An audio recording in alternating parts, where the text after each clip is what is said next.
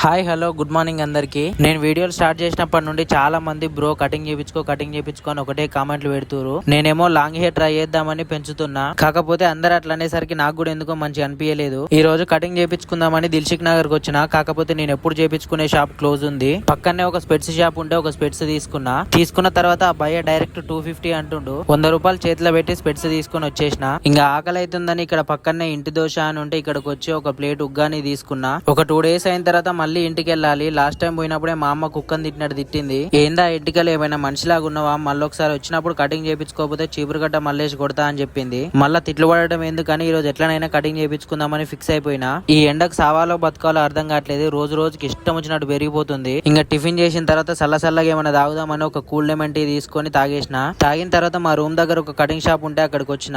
Shop చూడడానికి బానే ఉంది కానీ కటింగ్ ఎట్లా చేస్తారో అదే భయం అవుతుంది. మనం ఎన్ని వీడియోస్ ఎన్ని ఫోటోస్ చూపెట్టినా కూడా వాళ్ళు ఎట్లా చేయాలో అట్లనే చేస్తారు. ఏమో అనుకున్నా గానీ నేను అనుకున్న దానికంటే మంచిగా చేసిండు. కటింగ్ చేసిన తర్వాత కొన్ని ఫోటోస్ కూడా తీసిండు ఆ బ్రోనే. ఇంకా ఆ బ్రోకి ఒక థ్యాంక్స్ చెప్పేసి వచ్చేసిన. లాంగ్ హెయిర్ మంచిగా ఉందా, షార్ట్ హెయిర్ మంచిగా ఉందా కామెంట్ చేసి చెప్పండి.